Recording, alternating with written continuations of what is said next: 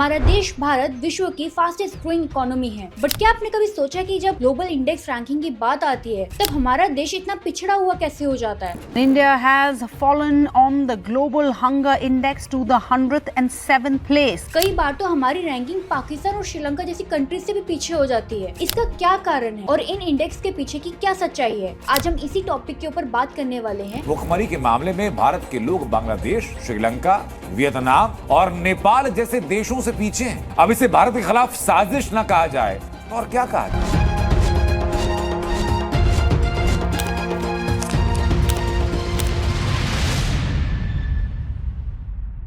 सबसे पहले हमारा ये जानना बहुत जरूरी है कि आखिर ये रैंकिंग कंडक्ट कौन कराता है। देखो, यहाँ पर कई सारे ऑर्गेनाइजेशंस हैं जो ये रैंकिंग को कंडक्ट करते हैं, जैसे reporters without borders, freedom house, और इन्हीं जैसे ऑर्गेनाइजेशंस प्रेस फ्रीडम, हैप्पीनेस और करप्शन जैसे मुद्दों पर अलग अलग देशों में सर्वे करते हैं। अभी तक आपको लग रहा होगा कि ये सारे ऑर्गेनाइजेशंस बहुत ज्यादा न्यूट्रल हैं और बिल्कुल निष्पक्ष होकर रैंकिंग देते हैं, बट रुको, थोड़ा इसके बारे में और जानते हैं। इनमें से मैक्सिमम ऑर्गेनाइजेशंस इंडिपेंडेंट बिल्कुल भी नहीं है। इन ऑर्गेनाइजेशंस की निष्पक्षता आपको इसी बात से पता लग जाएगी कि आखिर इन्हें फंड कौन कर रहा है। कई सारी वेस्टर्न गवर्नमेंट्स, एनजीओस और कई सारे ऐसे बिजनेसमैन जिनका पॉलिटिकल एजेंडा है वो इन ऑर्गेनाइजेशंस को फंड करती हैं और इन्हीं फंडिंग के थ्रू वो अपने नैरेटिव को पुश करते हैं। बट इसके बारे में समझने से पहले हमारा ये जानना जरूरी है कि आखिर भारत का रैंकिंग हमेशा से लो क्यों रहा है। मैंने तो कई बार ये भी देखा है कि भारत की रैंकिंग बांग्लादेश, पाकिस्तान और श्रीलंका जैसे बैंकक्रप्ट नेशन से भी पीछे होती है। जिन देशों में क्राइम रेट बहुत ज्यादा है उन देशों में प्रेस फ्रीडम इंडिया से बेहतर है।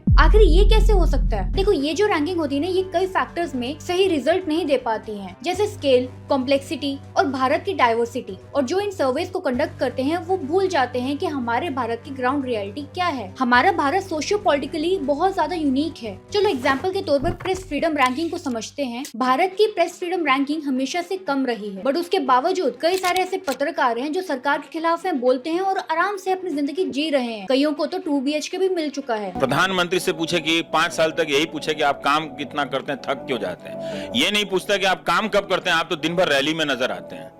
जब रैली में नजर नहीं आते तो आप मन की बात कर रहे होते हैं। हर समय आप टीवी पे नजर आते हैं, तो साहब आप काम कब करते हैं, ये सवाल नहीं पूछेगा। बट कई ऐसे देश जिनकी रैंकिंग बहुत अच्छी है, वहाँ पर जर्नलिस्ट को किसी भी बात को ओपनली बोलने की भी इजाजत नहीं है। इसी तरह अगर हम हैप्पीनेस रैंकिंग के बारे में बात करें, उसमें भी आपको कई सारे लूपहोल्स दिखेंगे जिसके बारे में हम आगे बात करेंगे। इसके बारे में समझने के लिए हमें पहले अलग अलग इंडेक्सेस को समझना पड़ेगा कि आखिर ये काम कैसे करता है और इसके पीछे है कौन। पहले हम बात करते हैं ग्लोबल हंगर इंडेक्स के बारे में, जिसको GHI भी कह सकते हैं। ग्लोबल हंगर इंडेक्स के अकॉर्डिंग भारत का रैंकिंग साल भर साल गिरते ही जा रहा है। बट सवाल ये उठता है कि ये इंडेक्स को बनाता कौन है और इसको बनाने का तरीका क्या है। हर साल वेल्थ हंगर हिल्स नामक ऑर्गेनाइजेशन इस ग्लोबल हंगर इंडेक्स की रिपोर्ट को प्रिपेयर करती है और आपको ये जानकर हैरानी होगी कि ये एक जर्मन NGO है और इसे बिल गेट्स फाउंडेशन फंड करता है और इसी के साथ यूनाइटेड नेशंस और जर्मन गवर्नमेंट का भी इसको फंडिंग मिलता है। और सरप्राइजिंगली इनकी इतनी ज्यादा फंडिंग होने के बावजूद इनका जो इंडेक्स को मेजर करने का तरीका है वो बहुत ही घटिया है। मैं आपको समझाती हूँ कैसे। देखो, ये NGO GHI को 4 पैरामीटर्स में मेजर करता है। पहला, अंडर नरिशमेंट। इनके अकॉर्डिंग भारत के लोग 1800 से कम कैलोरीज कंज्यूम करते हैं, इसलिए भारत के लोग अंडर नरिश हैं। दूसरा, चाइल्ड वेस्टिंग। किसी भी बच्चे के 5 साल की उम्र के पहले के वेट फॉर हाइट रेशियो को ये मेजर करते हैं WHO स्टैंडर्ड्स के अकॉर्डिंगली। तीसरा, चाइल्ड स्टंटिंग। किसी भी 5 साल से कम की उम्र के बच्चे के ये height for age ratio check करते हैं WHO स्टैंडर्ड्स के अकॉर्डिंगली। चौथा,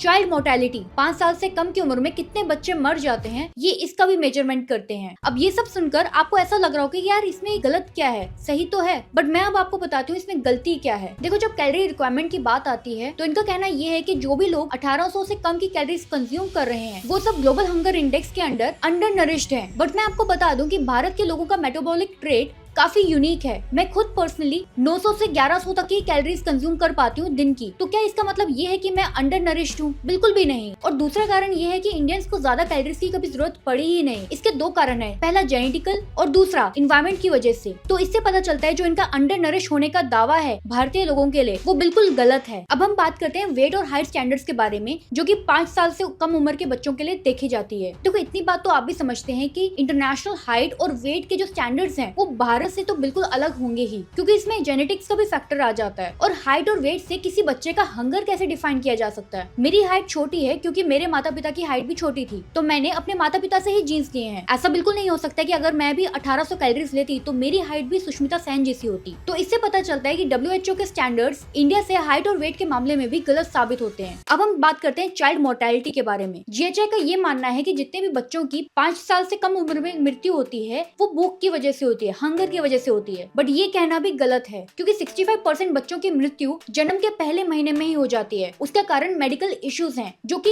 हंगर से रिलेटेड नहीं है बिल्कुल भी। डायरिया और निमोनिया जैसी बीमारियां ही सबसे बड़ा कारण है बच्चों की मृत्यु का। बट इस काउंट को GHI ने हंगर का नाम दे दिया। जब हम फैक्ट्स एंड फिगर्स के बारे में बात करते हैं तो अंडर नरिशमेंट और चाइल्ड मोर्टेलिटी में 33% बच्चे होते हैं और चाइल्ड स्टंटिंग और वेस्टिंग में 17%। और GHI ने अपने हिसाब से स्कोर्स डिसाइड कर लिए। भारत का करंटली GHI स्कोर 29.1% है। और मैं आपको ये भी बता दूं कि पिछले 20 सालों में बच्चों में कैलोरी इंटेक और वेट लेवल स्टेबल रहा है। इसके अलावा 2020 के ICMR यानी Indian council of medical research ने कहा था कि उन्होंने GHI की क्रेडिबिलिटी को कंफर्म करने के लिए भारत के 40% वेल्दी बच्चों का 4 मैट्रिक्स के अंडर सर्वे किया, जिसमें आपको ये जानकर हैरानी होगी कि इवन वेल्दी बच्चों का माल न्यूट्रिशन रेट भी बहुत ज्यादा हाई है। और इसी रिपोर्ट में ये भी पता चला कि जो माल न्यूट्रिशन का रेट है वो उन बच्चों में भी बहुत ज्यादा है जिनकी माँ ओवरवेट है। इसका मतलब साफ है कि ग्लोबल हंगर इंडेक्स एक्चुअली सही तरीके से डेटा नहीं शो करता है। ग्लोबल हंगर इंडेक्स को कंडक्ट करने वाली ऑर्गेनाइजेशन ने भारत के एनवायरमेंट, जेनेटिक्स और सोशियो इकोनॉमिक फैक्टर को बिल्कुल नजरअंदाज कर दिया है। तो आखिर क्यों हम लोग ग्लोबल हंगर इंडेक्स में भारत की रैंकिंग को एक्सेप्ट करें? भारत में हंगर इंडेक्स का स्तर काफी गिरा हुआ है, ये हम सब जानते हैं। बट एक आपको आयरनी दिखाती हूँ। भारत ने फूड और मेडिकल एड प्रोवाइड किया था श्रीलंका को जब उनको जरूरत थी। भारत ने वीट प्रोवाइड किया था पाकिस्तान को जब उनके पास फूड की शॉर्टेज थी। भारत ने अपना फूड ग्रेन नेपाल के साथ शेयर किया वहाँ के लोगों की मदद के लिए। भारत ने एड भेजी अफगानिस्तान में उनकी ह्यूमैनिटेरियन नीड्स के लिए। रशिया यूक्रेन वॉर के दौरान भी भारत ने यूक्रेन में मदद भेजी। कोविड के समय से अभी तक भारत 80 करोड़ लोगों को फ्री राशन दे रहा है। और ये प्रोपेगेंडा मशीन 140 करोड़ की आबादी में सिर्फ 3000 लोगों का सैंपल साइज से ये सर्वे कंडक्ट करते हैं। भारत ने इतना कुछ किया, उसके बावजूद भारत की रैंकिंग देखो 107। ऐसी रैंकिंग एक्चुअल में भी मिसलीड करती है ग्लोबली हर किसी को। ग्लोबल हंगर इंडेक्स यहीं तक खत्म नहीं होता है, इसमें आपको कई सारे पॉलिटिकल कनेक्शन और फॉरेन इन्फ्लुएंस दिखेगा। GHI को ज्यादातर 2 NGOs कंडक्ट करती हैं, वेल्थ हंगर हिल्स और कंसर्न वर्ल्ड वाइड। अब जरा वेल्थ हंगर हिल्स के बारे में थोड़ा जानते हैं। ये है निवेदिता वार्ष्णेय, ये भारत में वेल्थ हंगर हिल्स की कंट्री हेड हैं। हम अगर इनके सोशल मीडिया को जरा ध्यान से देखें तो आपको नजर आएगा कि ये एक पॉलिटिकल फिगर से कनेक्टेड नजर आ रही हैं। ये है आम आदमी पार्टी की एडवाइजर रीना गुप्ता। निवेदिता जी ने काफी फ्रिक्वेंटली रीना जी से सोशल मीडिया पर इंटरेक्ट किया है, एक दूसरे की पोस्ट को रीट्वीट करती हैं और एक दूसरे के स्टेटमेंट को सपोर्ट भी करते हैं। इवन जो वेल्थ हंगर हिल्स इंडिया का ऑफिशियल अकाउंट है वो भी आम आदमी पार्टी की एडवाइजर के पोस्ट को काफी एंडोर्स करता है। अब आपको ये जानकर भी हैरानी होगी कि निवेदिता जी सिर्फ एक ही पॉलिटिशियन को फॉलो करती हैं, जो कि हमारे अपने अरविंद केजरीवाल जी हैं। और मजेदार बात ये है कि रीना गुप्ता जी ने कई बार अपना ट्विटर का यूजर नेम तक चेंज किया है, क्योंकि वो कई बार एक्सपोज हो चुकी हैं। रीना गुप्ता के बारे में अगर हम ज्यादा बात करें तो रीना गुप्ता जी दिल्ली एनवायरमेंट मिनिस्टर गोपाल राय की एडवाइजर हैं। और अगर आपको पता ना हो तो दिल्ली में फायर क्रैकर्स को बैन भी इन्होंने ही करवाया था, क्योंकि ये लोग पराली के धुएं को रोक नहीं सके। देखो, ये आपको देखने में जितना आसान लगता है उतना है नहीं, इसके काफी सारे ड्रास्टिक इम्प्लीकेशंस भी हो सकते हैं। एक फॉरेन NGO क्लोजली कनेक्टेड है एक इंडियन मेन स्ट्रीम पॉलिटिशियन से, ये कोई छोटी बात नहीं है। और ये कई बड़े सवाल उठाता है कि क्या आम आदमी पार्टी भारत की छवि बिगाड़ने की कोशिश कर रही है, या क्या आम आदमी पार्टी ऐसे NGOs को अपना समर्थन दे रही है। और अगर ये रैंकिंग करने वाले और ये ऑर्गेनाइजेशंस इतनी ज्यादा क्लोजली कनेक्टेड हैं पॉलिटिशियंस से, तो क्या हमें इन रैंकिंग्स के ऊपर भरोसा करना चाहिए? इसके अलावा भी कितने सारे रैंकिंग होती है, क्या उनका भी कोई पॉलिटिकल कनेक्शन है? ये सवाल मैं आप पर छोड़ती हूँ, आपको क्या लगता है कमेंट सेक्शन में जरूर बताइएगा। अब हम आगे बढ़ते हैं और बात करते हैं वर्ल्ड हैप्पीनेस रिपोर्ट के बारे में। ये एक और ग्लोबल रैंकिंग है जिसने मुझे बहुत हैरान कर दिया। उससे पहले मैं आपको बता दूं कि इसे सस्टेनेबल डेवलपमेंट सॉल्यूशन नेटवर्क यानी SGSN ने प्रिपेयर किया है। ये एक NGO है जिसे यूनाइटेड नेशंस ने 2012 में लॉन्च किया था। और आपको ये जानकर बिल्कुल हैरानी नहीं होगी कि इसे भी सपोर्ट कौन कर रहा है, बिल गेट्स फाउंडेशन और रॉकेफेलर फाउंडेशन। अब हम इस रिपोर्ट के बारे में बात करते हैं। SGSN अपना डेटा एक US की पोलिंग ऑर्गेनाइजेशन गैलप INC से लेता है। और आपको ये जानकर हैरानी होगी कि इनके सर्वे का सैंपल साइज सिर्फ 1000 लोगों का है हर देश से। और ये लोग हैप्पीनेस इंडेक्स 6 पैरामीटर से मेजर करते हैं। बट बड़ा सवाल ये है कि क्या इनके पैरामीटर सभी कल्चर्स को रिप्रेजेंट करते हैं? आइए जानते हैं। पहला, पर कैपिटा जीडीपी। इस रिपोर्ट के अकॉर्डिंगली अगर किसी देश का जीडीपी ज्यादा है, इसका मतलब ये है कि वहाँ के लोग ज्यादा खुश हैं और ये लोग पैसे को खुशियों से तोड़ रहे हैं। बट रुको, कई सारे ट्रेडिशन में मटेरियलिस्टिक हैप्पीनेस को माना ही नहीं जाता है। जैसे हिंदुइज्म, हमारे कल्चर में भी अगर हम अपने दोस्तों के साथ हैं, अपने परिवार के साथ हैं और हंसी मजाक कर रहे हैं तो वही हमारे लिए हैप्पीनेस है। उसमें हमें लग्जरी गाड़ियों की या घड़ियों की कोई जरूरत नहीं है। इसका मतलब ये है कि पर कैपिटा जीडीपी का हैप्पीनेस से कोई संबंध ही नहीं है। दूसरा, सोशल सपोर्ट। अगर मैं आपसे पूछूं कि अगर आप किसी मुसीबत में हैं, तो क्या आपके पास कोई दोस्त या रिश्तेदार हैं आपकी मदद के लिए? आपका आंसर या तो यस होगा या नो होगा। बट क्या इसके रिस्पॉन्स का एवरेज सच में ये बता सकता है कि हमारे सोशल बॉन्ड कितने ज्यादा स्ट्रॉन्ग हैं? बिल्कुल भी नहीं। तीसरा, हेल्दी लाइफ एक्सपेक्टेंसी। इन्होंने WHO के डेटा के अकॉर्डिंगली एक पैरामीटर डिसाइड किया है कि कोई भी बच्चा कितने साल एक स्वस्थ जीवन बिता सकता है। ये रिपोर्ट एज्यूम करता है कि जो लोग जितना ज्यादा जीते हैं उतने ज्यादा खुश रहते हैं। बट क्या ये सच है? क्या ज्यादा जीने का मतलब खुश रहना होता है? बट एक्चुअल में सेटिस्फेक्शन ज्यादा मैटर करता है। चौथा, freedom to make life choices. अगर मैं आपसे पूछूं कि क्या आप अपनी लाइफ से संतुष्ट हैं,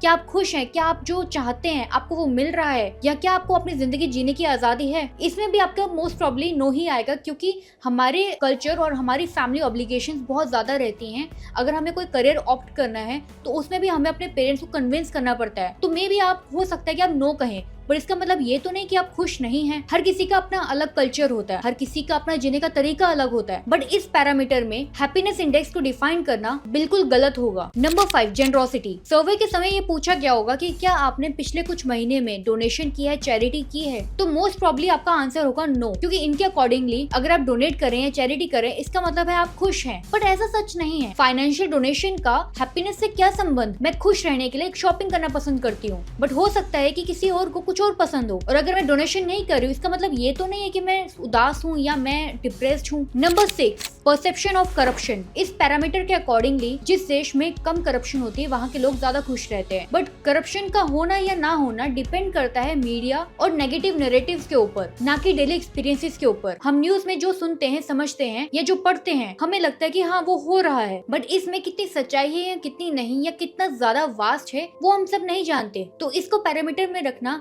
क्या सही है? तो जैसे कि मैंने आपको पहले बताया कि ये लोग हैप्पीनेस रैंकिंग के लिए हर देश से सिर्फ 1000 लोगों से बात करते हैं। तो मुझे एक बात बताओ कि भारत की 140 करोड़ की पॉपुलेशन है, उसमें आप सिर्फ 1000 लोगों से बात कर रहे हो, तो क्या किसी भी तरह से ये क्रेडिबल है? ये सैंपल साइज इतना ज्यादा छोटा है कि ये 1% में भी नहीं आता है। अगर ये लोग एटलीस्ट 1% लोगों से भी बात करते तो भी शायद हम इस रैंकिंग को क्रेडिबल मानते। एक ऑस्ट्रेलियन सोशियोलॉजिस्ट सल्वेटोर ने बताया कि ये जो ग्लोबल सर्वे एजेंसीज होती हैं, ये एक पर्टिकुलर आइडियोलॉजी के लोगों से ही बात करती है, जैसे कि left liberals. The problem is that all of these rankings are based on surveys. So each of them has the same methodology.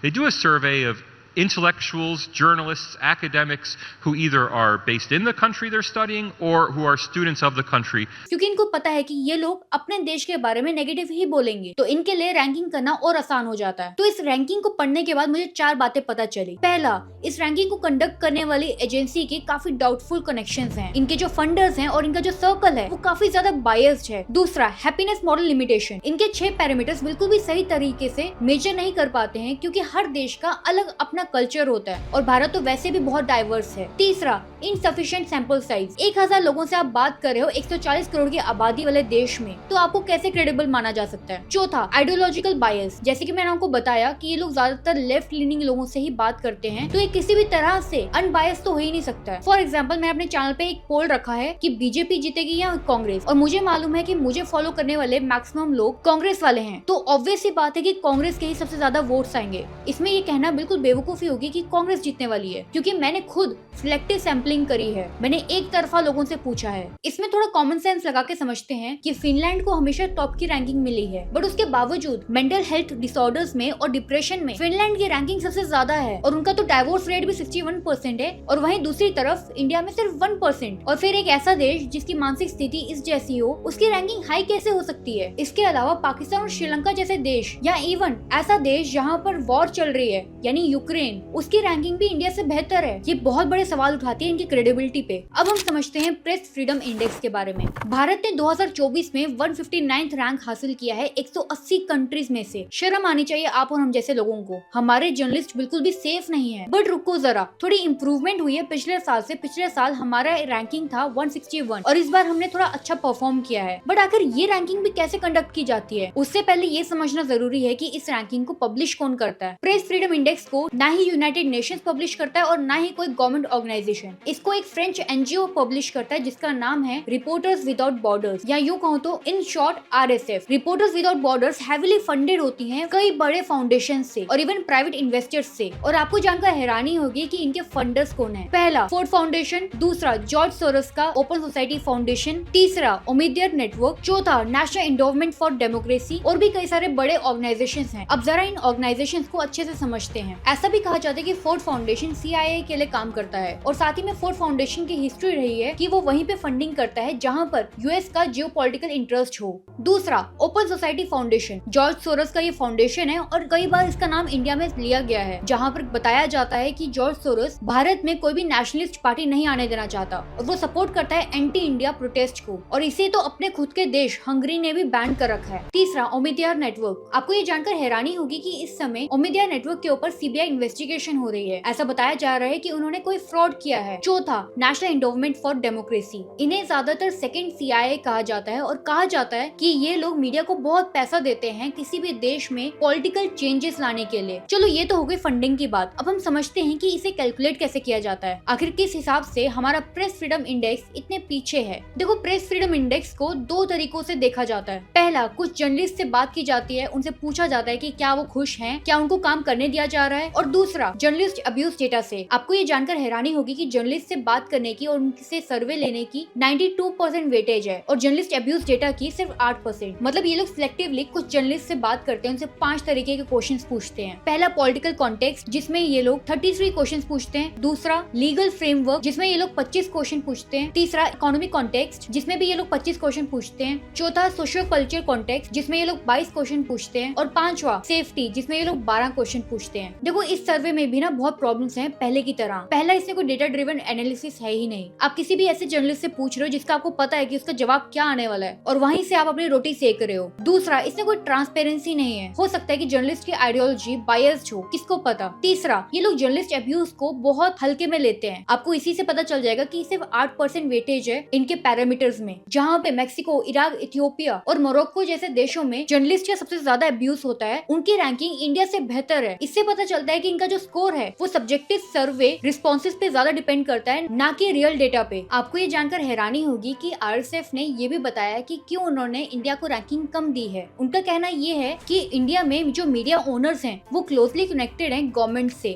But irony तो देखो, यूनाइटेड स्टेट्स में जितने भी मेजर मीडिया आउटलेट्स हैं उनके भी बहुत पावरफुल और स्ट्रॉन्ग टाइज हैं गवर्नमेंट से, और उसके बावजूद यूनाइटेड स्टेट्स का 28th रैंक है। क्या ये डबल स्टैंडर्ड्स नहीं दर्शाता है? और सेकेंडली, RSF का कहना है कि जो राइट विंग ट्रोल्स हैं वो सोशल मीडिया पर हरास करते हैं जर्नलिस्ट को और इससे प्रेस फ्रीडम इम्पैक्ट हो रही है। बट सोशल मीडिया ट्रोलिंग सिर्फ एक ही देश में थोड़ी हो रही है। सोशल मीडिया ट्रोलिंग तो हर देश में होती है और जर्नलिस्ट को फेस करना पड़ता है। प्रेस फ्रीडम इंडेक्स की प्रॉब्लम्स को अगर हम समराइज करें तो पहला, ये प्राइवेटली रन हो रही है, यानी इसको कोई अनबायस्ड ग्लोबल बॉडी नहीं रन कर रही बल्कि एक प्राइवेट NGO डेटा प्रोड्यूस कर रही है। दूसरा, फंडिंग। इसकी फंडिंग कुछ ऐसे ग्रुप्स करते हैं जिनकी आइडियोलॉजीज आप और हम बहुत अच्छे से जानते हैं। तीसरा, सब्जेक्टिव और आइडियोलॉजिकली बायस्ड। इसमें पता चला है कि इन सर्वेस के दौरान ज्यादातर लेफ्ट लेनिंग जर्नलिस्ट से ही बात की जाती है। चौथा, एंटी गवर्नमेंट बायस। आप उन सभी देशों के रैंकिंग देखिएगा जिनके USA के साथ कुछ अच्छे संबंध नहीं है, या फिर उनकी रैंकिंग देखिएगा जहाँ पर नेशनलिस्ट पार्टी है, उन सभी की रैंकिंग आपको कम ही नजर आएगी। इससे पता चलता है कि ये ग्लोबल रैंकिंग एक पॉलिटिकल टूल है जिसका इस्तेमाल USA करता है दूसरे देशों को प्रेशराइज या ब्लैकमेल करने के लिए। अब एक बड़ा सवाल उठता है कि क्यों UPSC जैसे कॉम्पिटिटिव एग्जाम्स या यूं कहूं तो सिविल सर्विसेज एग्जाम्स इन रैंकिंग को महत्व देते हैं। देखो, जब मैं भी क्लैट के लिए प्रिपेयर कर रही थी उस समय जब मैं इन रैंकिंग्स को पढ़ती थी तो मेरे दिमाग में भी ये बात कई बार आई कि यार इंडिया कितना गया गुजरा है, कितनी बुरी रैंकिंग है इंडिया की, और ये हर एस्पिरेंट के दिमाग में एक ना एक बार तो आया ही होगा। और जो लोग इसके ऊपर विश्वास कर लेते हैं उसके दिमाग में भारत को लेके पर्सपेक्टिव बिल्कुल खराब हो जाता है। और गवर्नमेंट बॉडीज को ये बात समझना बहुत जरूरी है कि जो भी पेपर सेट कर रहा है या जो भी सिलेबस रख रहा है उन्हें इन रैंकिंग्स को बिल्कुल भी ऐड नहीं करना चाहिए। क्या किसी भी तरह से ये सही है कि ऐसी रैंकिंग्स को क्रेडिबल माना जाए जिनकी ट्रांसपेरेंसी ही नहीं है। कौन फंड कर रहा है, किसके फायदे हो रहे हैं, किसी को कुछ नहीं पता है। अगर आपने ये वीडियो यहाँ तक देख ली है तो आपके दिमाग में ये सवाल आया होगा कि क्या इंडिया भी खुद की रैंकिंग कंडक्ट नहीं कर सकता है? आखिर क्यों हम लोग दूसरों के ऊपर डिपेंड कर रहे हैं कि वो हमें जज करें? देखो, भारत की जो सबसे बड़ी कंपनी है ना, एक्सिस माई इंडिया, वो भी जब एग्जिट पोल के लिए सर्वे करती है तो उसमें वो भी कई बार चूक जाती है। उनका भी कई बार बहुत गलत डेटा निकल कर आता है। तो किसी भी रैंकिंग के ऊपर ऐसे डिपेंड करना या उस पे भरोसा करना बिल्कुल गलत होगा। और इंडिया ये सब कर सकती है, बट इंडिया को ये सब करने की जरूरत नहीं है। हमें आखिर किससे कंपटीशन करना है और क्यों करना है? इंडिया अपने में ही बहुत बेहतर है और बहुत अलग है। मैं जब भी किसी और कंट्री में जाती हूँ, पहले 2 दिन मुझे बहुत अच्छे लगते हैं। मैं सोचती हूँ यार ऐसे ही अपना देश भी होना चाहिए, बट फिर अगले 3-4 दिन के बाद मुझे समझ आता है कि यार हमारा देश ज्यादा बेहतर है। हमें क्यों बनना है दूसरे देशों जैसा? हम अपने ही देश को और बेहतर बना सकते हैं, क्योंकि कई सारी एजेंसीज हैं जो चाहती हैं कि इंडिया का डिफेम हो, इंडिया आगे ना बढ़े। और उसके सबसे बड़े कारण ये भी हो सकते हैं कि इंडिया में कम से कम टूरिज्म का ग्रोथ हो। और अगर ज्यादा टूरिस्ट आएंगे तो यूएस जैसी कंट्रीज को ये डर है कि अभी इस समय यूएस डॉलर मोनोपोली कर रहा है, तो किसी दिन रुपीस मोनोपोली ना करने लग जाए। ये भी एक बहुत बड़ा कारण है। आखिर में अब हम बात करते हैं कि आखिर ये सारे थिंक टैंक ऐसे बायस्ड रैंकिंग से प्रॉफिटेबल कैसे होते हैं। देखो, इनके भी कुछ स्टेप्स हैं, उनको फॉलो करना बहुत जरूरी है। Number 1, manipulate the ranking system. 198 countries हैं, उसमें आप 150 में से 175 के बीच में कहीं पर भी इंडिया को लटका दो।